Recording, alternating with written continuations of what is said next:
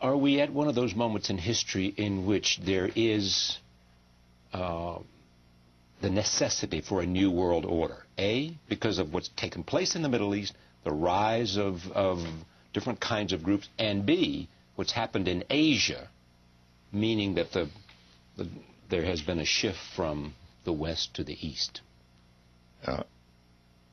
There's a need for a new world order, but it has different characteristics in different parts of the world. Just to go back to Iraq for a moment.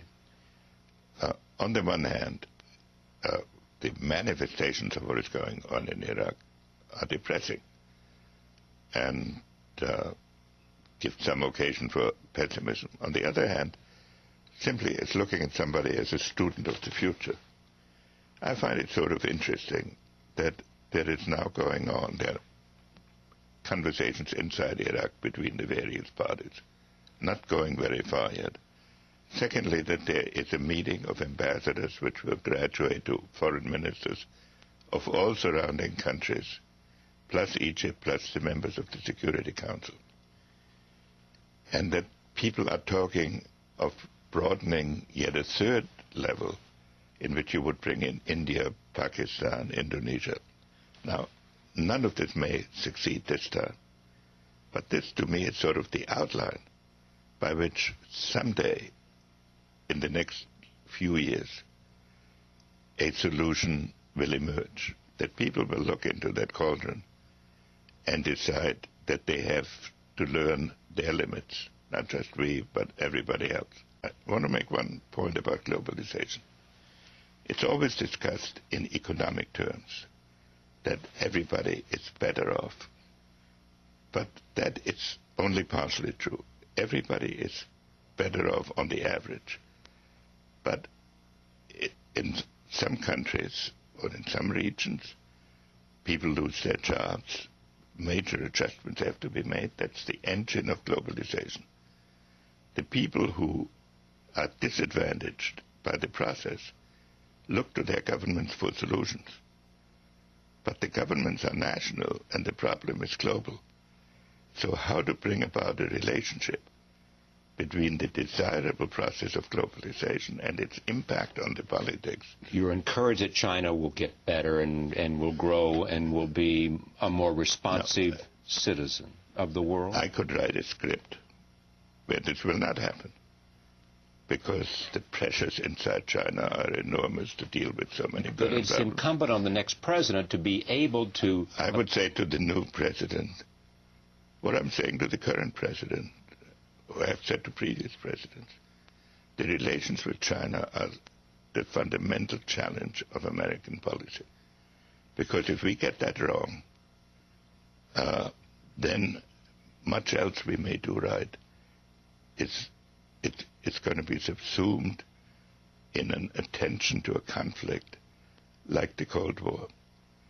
And that is something that we must really avoid. And if we want to have a constructive world, the purely strategic and military problems that the shift in power relationships brings will confuse us if we do not consider that we have to bring about, together with other countries, a different consciousness of what a world order is. Now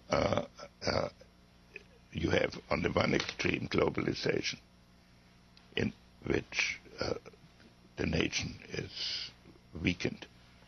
On the other extreme, you have religion.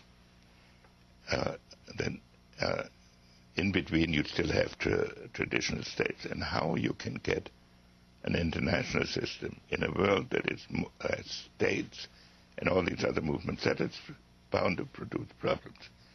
But I have actually, especially in the last month, developed the thought that yes, we are living in a period of tremendous turmoil now.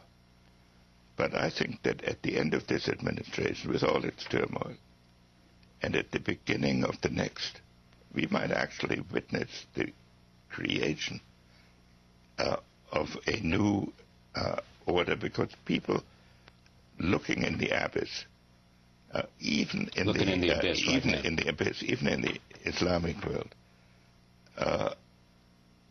have to conclude that at some point ordered expectations must return under a different system.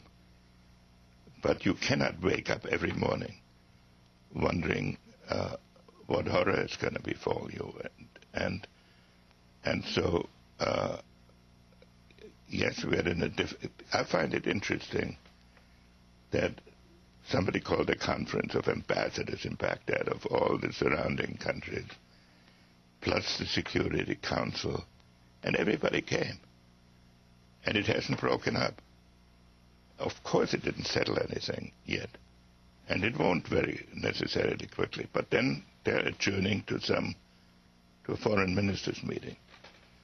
Now, it's just the beginning, a very small step on a road which either this administration will have to travel further, or a new administration. Somewhere along the line, something like this must happen. That's an appropriate place to end this conversation and as the beginning of a series of conversations, but it is to recognize that we are at one of those moments.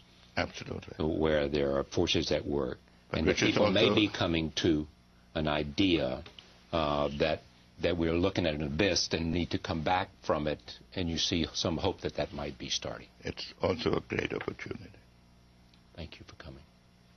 Henry Kissinger, former Secretary of State.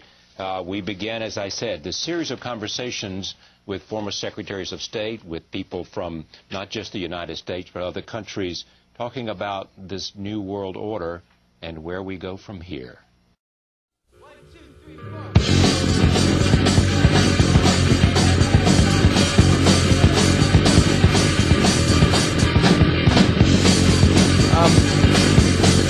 Okay, like, see, there's this,